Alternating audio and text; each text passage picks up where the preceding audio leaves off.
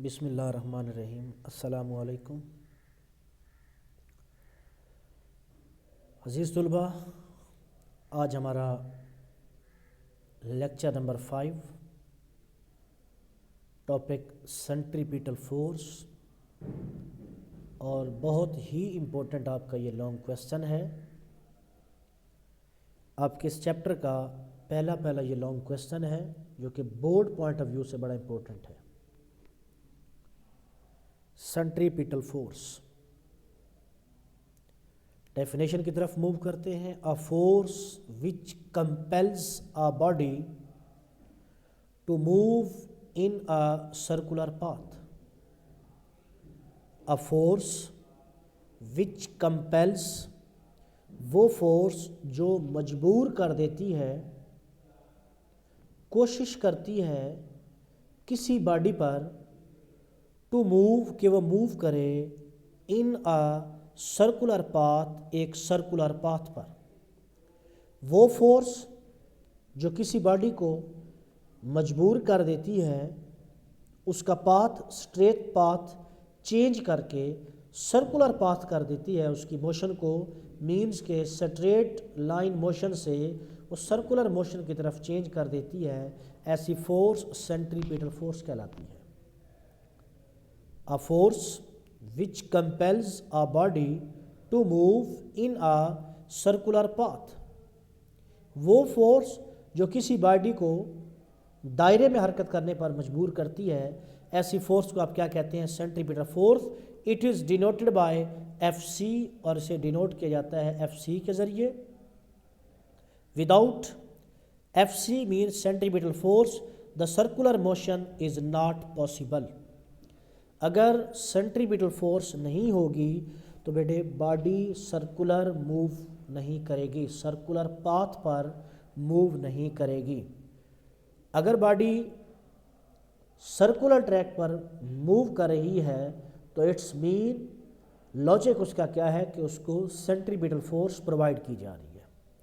इसकी सादा एग्जांपलें हम पहले भी डिस्कस कर चुके हैं, आप 9th के अंदर भी पढ़ चुके हैं कि जब किसी स्टोन को, जब किसी पत्थर को एक रस्सी के साथ, एक स्ट्रिंग के साथ अटैच करके उसे घुमाया जाता है तो पत्थर क्या करता है? पत्थर एक सर्कुलर पाथ के ऊपर मूव करना शुरू कर देता है।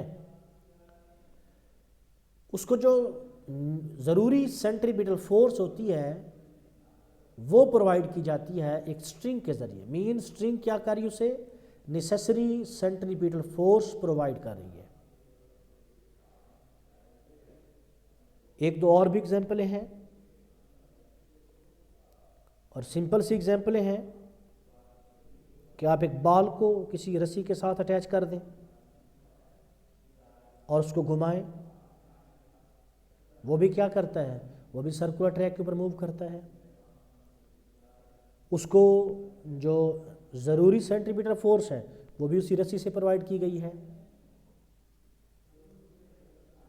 मीन्स के बॉडी की सर्कुलर ट्रैक पर मूव करने के लिए लाजमी जो शर्त है, कंडीशन है, वो है सेंट्रीपिटल फोर्स प्रोवाइड करना। अब ज़मीन चांद के गिर्द, ज़मीन सूरज के गिर्द मूव कर रही है, ये भी क्या है? ये एक सेंट्रीपिटल फोर्स के ज़रिए। तो ये थी इसकी एग्जाम्पलें। डिराइव करते हैं इसको बेटे, और पहले आपको बताता जाऊं, मैंने सिर्फ इसकी डेरिवेशन की हुई है। आपने क्या करना है बेटे? आपने इसकी जो एक्सप्लेनेशन है पहले की तरह आपने बुक फॉलो करनी है, या उसके अलावा स्कॉलर सीरीज़ बेटे। पेज नंबर 105 पर आपका ये टॉपिक है टेक्स्ट बुक पर। तो कंसीडर करते हैं बेटे, हमारे पास एक पार्टिकल है और वो सर्कुलर ट्रैक के ऊपर मूव करता है A से B की तरफ, और उसकी जो स्पीड है वो है v, और पॉइंट A पर बेटे उसकी जो वेलोसिटी है, जिसे हम लीनियर वेलोसिटी कहते हैं, वो है बेटे v1, और पॉइंट B पर v2। पॉइंट A पर वेलोसिटी v1, पॉइंट बी पर जो उस पार्टिकल की वेलोसिटी है बेटे v2। देखा जाए हर लम्हे सर्कुलर मूव करते हुए, सर्कुलर मोशन के अंदर हर लम्हे उसकी वेलोसिटी क्या हो रही है बच्चों, वो हर लम्हे हर पॉइंट पर उसकी डायरेक्शन चेंज हो रही है। देखें यहाँ पर यूँ है और यहाँ पर बिल्कुल ये सीधा, मीन्स कि जो बॉडी अगर मूव कर रही होती है सर्कुलर पाथ पर, तो उसकी जो लीनियर वेलोसिटी है, वो मैंने आपको पहले भी बताया था, वो हमेशा टेंजेंट रहती है सर्कल पर। जी बेटे, consider uniform circular motion of object. नीचे दो बातें लिखी हुई हैं कि magnitude of velocity remain constant, लेकिन उसकी जो डायरेक्शन है वो हमेशा क्या रहती है, चेंज होती रहती है। और इसको सिंपली मैंने यहाँ पे भी लिखा हुआ है कि v1 is not equal to v2, कि वेलोसिटी v1 जो है वो v2 के बराबर नहीं है। उसकी वजह क्या है बेटे, कि हर पॉइंट पर हर लम्हे वेलोसिटी की डायरेक्शन क्या हो रही है, लीनियर वेलोसिटी की डायरेक्शन क्या हो रही है, वो चेंज हो रही है। लेकिन उसका जो मैग्नीट्यूड है v1 का और v2 का वो सेम है। Mean v1 magnitude of v1 velocity and v2 ये क्या है, सेम है, that is equal to v। Magnitude उनका बेटा इक्वल है, लेकिन उनकी डायरेक्शन क्या हो रही है, हर लम्हे वो तब्दील हो रही है। तो अब हमारे पास एक सर्कल, ये है उसका पॉइंट O, उसके साथ अटैच बॉडी पॉइंट A पर है, और पॉइंट O से पॉइंट A तक का जो डिस्टेंस हमें मालूम है, हम पहले भी डिस्कस कर चुके हैं, this is equal to r, radius of circle. और जब बॉडी A से मूव करना शुरू करती है और पॉइंट B तक, तो पॉइंट O से B तक का भी डिस्टेंस बच्चों r होगा, क्योंकि radius of circle remain constant. तो क्या करेंगे बेटे, connect B with A, we have triangle OBA। हम क्या कर देते हैं, B को A के साथ अटैच कर देते हैं, B को A के साथ मिला देते हैं, कनेक्ट कर देते हैं, हमारे पास बेटे एक ट्राइंगल बन जाती है OBA। OBA ये सर्कल के अंदर है। इसी से रिलेटेड हम क्या करेंगे, नेक्स्ट जो हम ट्राइंगल ड्रॉ करेंगे वो आउटसाइड ऑफ द सर्कल करेंगे। ये बात दोबारा फिर सुन लें, ये है ट्राइंगल जो कि सर्कल के अंदर है। ये देखिए मैंने इसको बाहर निकाला हुआ है, ये O, पॉइंट O, ये A और ये B। तो न्यूटन सेकेंड लॉ क्या कहता है, आपके पास रिलेशन है न्यूटन सेकेंड लॉ का, F is equal to ma, और मैंने A के साथ लिखा हुआ है T, मीन टेंजेंशियल एक्सेलरेशन, क्योंकि बॉडी की जो वेलोसिटी है वो है टेंजेंशियल वेलोसिटी, और एक्सेलरेशन भी ज़ाहिर सी बात उससे जो पैदा होगा वो होगा tangential acceleration. F is equal to ma-T। और हमें फाइंड करना है वैल्यू बेटे एक्सेलरेशन की। तो जाहिर सी बात है, जब बॉडी एक पॉइंट से दूसरे पॉइंट तक जाती है तो उसकी वेलोसिटी में चेंज आ रहा है। पॉइंट A पर थी v1 और पॉइंट B पर v2, तो change in velocity, time rate of change of velocity, that is called acceleration. तो एक्सेलरेशन आएगा बच्चों F is equal to m delta v over delta t। यह है बेटे acceleration, delta v over delta t। वही know that हम जानते हैं, जाहिर सी बात है, बॉडी पॉइंट A से B तक गई है तो उसने डिस्टेंस तो कवर किया होगा s is equal to vt। बार बार आप ये रिलेशन पढ़ चुके हैं। हमें फाइंड करना है डेल्टा t, कि जब बॉडी A से B की तरफ जाती है तो delta t is equal to s over v। s is equal to vt, value find करनी है डेल्टा t की शॉर्ट इंटरवल ऑफ टाइम के लिए, तो हम दोनों साइडों पर v को डिवाइड कर देते हैं, तो आपके पास डेल्टा t की वैल्यू आती है s over v। Put value of delta t in equation number 1। हम क्या करेंगे बेटे, इस डेल्टा t की वैल्यू पुट कर देंगे इक्वेशन नंबर 1 के अंदर। तुम्हारे पास रिलेशन आएगा बच्चों F is equal to m delta v over s over v. S over v किसके बराबर है? डेल्टा टी के बराबर है, क्योंकि एम डेल्टा वी का जो डिनोमिनेटर है वो है एस और एस का डिनोमिनेटर है वी, तो ये क्या बन जाएगा? ये नोमिनेटर बन जाएगा, ऊपर चला जाएगा। तो आपके पास एफ की वैल्यू आएगी बेटे m v delta v over s. V means के ऊपर मूव कर गया है। F is equal to m v delta v over s, और यही हमारा टारगेट है कि हमने फाइंड करनी है बेटे value delta v over s की।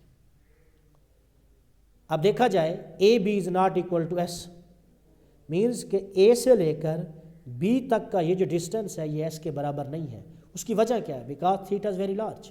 हाँ, एक पॉसिबिलिटी है कि ए बी एस के बराबर आ सकता है जब आपका एंगल वेरी वेरी स्मॉल हो, जब आपका एंगल वेरी वेरी स्मॉल हो।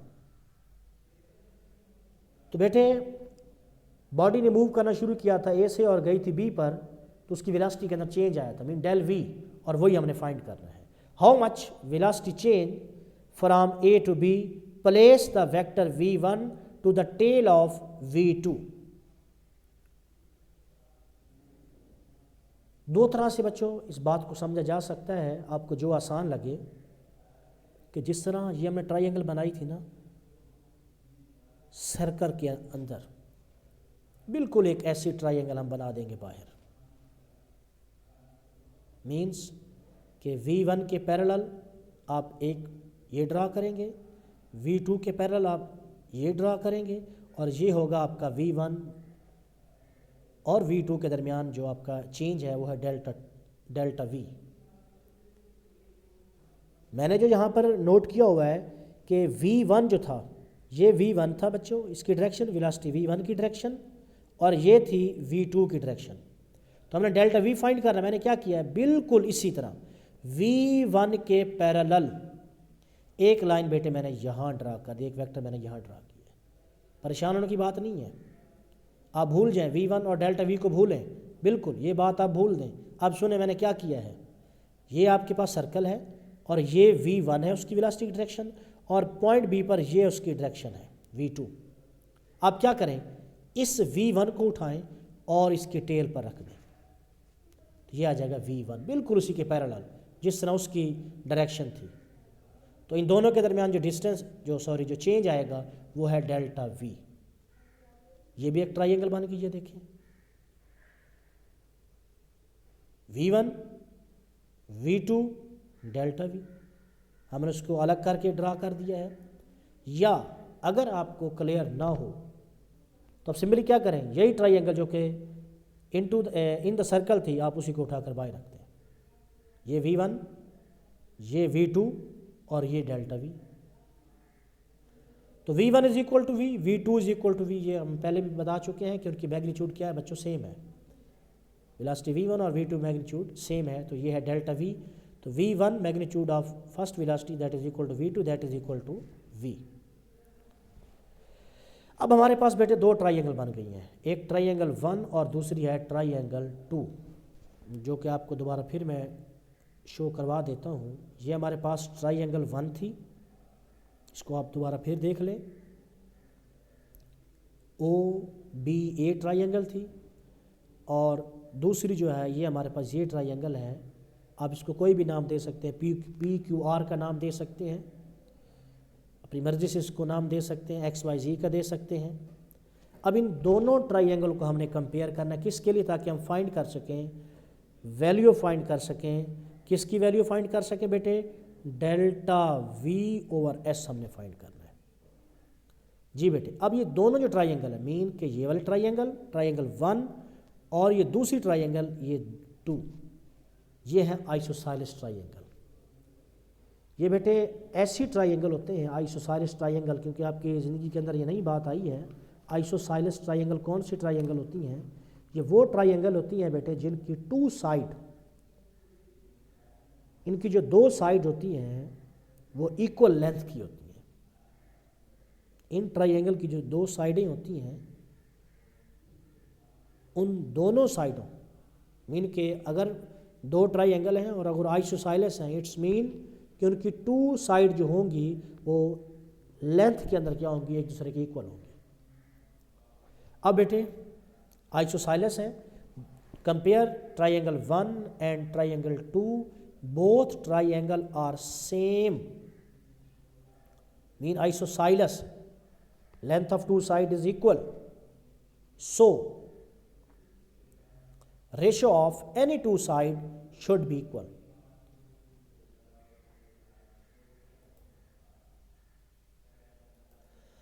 जी, तो ratio of any two side should be equal, तो उनकी जो रेशियो है वो इक्वल होनी चाहिए। तो a b over r that is equal to delta v over v. आप ट्राइंगल पे जब गौर करेंगे तो क्योंकि टू साइड इनकी इक्वल है तो हम उनकी रेशियो ले सकते हैं a b over r that is equal to delta v over v. कोई भी दो साइड है दोनों ट्राइंगल की, तो if theta become very small a b is equal to s, जो कि मैं आपको पहले भी डिस्कस कर चुका हूँ कि पहले ए बी एस के बराबर नहीं था क्योंकि एंगल बहुत ज़्यादा था। जब हम एंगल को बहुत कम कर देते हैं तो a b is equal to s. A b की जगह लिखेंगे आप s over r delta v over v. हमें किसकी वैल्यू चाहिए, हमें वैल्यू चाहिए डेल्टा वी ओवर एस की, तो एस को हम इधर भेज देंगे और वी को हम इधर टर्मिनेट कर देंगे। तो हमारे पास डेल्टा वी ओवर एस किसके बराबर आएगा, वी ओवर आर। लें जी, ये हमारा टारगेट था जो कि हमने फाइंड करना था। अब इस वैल्यू को पुट कर दें इक्वेशन नंबर 1 के अंदर। फार्मूला आपके पास बनेगा f c centimetre 4 that is equal to m v, और डेल वी और एस की जगह क्या है बेटे, वी ओवर आर। वी के साथ मल्टीप्लाई होगा ओवर आर, तो ये बनेगा बेटे m v square over r. This is the formula of centripetal force. This is the formula of centripetal force. Fc is equal to mv square over r. Prove that Fc is equal to mv square over r. Prove that Fc is equal to mr omega square. हर तरह से पूछ सकता है। We know that v is equal to r omega, जो कि हम पहले भी पढ़ चुके हैं। तो वैल्यू पुट कर देंगे v की जगह r ओमेगा, तो आपके पास m r square omega square over r, r के साथ एक r कैंसिल, आपके पास Fc की वैल्यू आएगी m r ओमेगा स्क्वायर। इसी से रिलेटेड बेटे एक आपका न्यूमेरिकल है और तकरीबन ये 3 दफ़ा आपके बोर्ड पॉइंट ऑफ व्यू के हिसाब से सिलेक्ट हो चुका है एज अ न्यूमेरिकल बेटे। और इसकी जो स्टेटमेंट है सिंपल सी स्टेटमेंट है, ये आपकी स्मार्ट सिलेबस के अंदर भी है। 5.6 है बेटे। अ 1000 kilogram car travelling with the speed of 144 kilometre per hour around a curve of radius 100 meter, find the necessary centripetal force। Means कि हमें 3 चीज़ें गिवन है। मैस ऑफ कार बेटे कितना है 1000 किलोग्राम, और उसकी जो स्पीड है वो है 144 किलोमीटर पर आवर, और रेडियस भी दिया हुआ और वो है 100 मीटर। तो हम क्या करेंगे, किलोमीटर पर आवर को कन्वर्ट कर देंगे मीटर पर सेकंड के अंदर। और मैंने आपको पहले भी बताया हो बच्चों कि जब आप के पास स्पीड या वेलोसिटी किलोमीटर पर आवर के अंदर होती है तो उसको सिंपली कैसे कन्वर्ट किया जाता है मीटर पर सेकंड के अंदर। तो सिंपली आप डिवाइड कर दें 3.6 और यहाँ पे आप लगा दें मीटर पर सेकंड। दोबारा फिर सुने, किलोमीटर पर आवर को जब आप कन्वर्ट करना चाहते हैं मीटर पर सेकंड के अंदर तो सिंपली आप डिवाइड कर दें 3.6 और साथ लिख दें मीटर पर सेकंड। तो 144 ओवर 3.6 आपके पास आंसर आएगा 40 मीटर पर सेकेंड। आर आपको गिवन है, फार्मूला आपके पास है पहले से, f c is equal to m v square over r. M की वैल्यू पुट करो, वी की वैल्यू पुट करें और आर की वैल्यू पुट करें, आपके पास आंसर आएगा बच्चों f c is equal to 1.60 10⁻⁴ newton. ये है वो सेंट्रीपिटल फोर्स की वैल्यू जो कि हमने फाइंड करनी थी।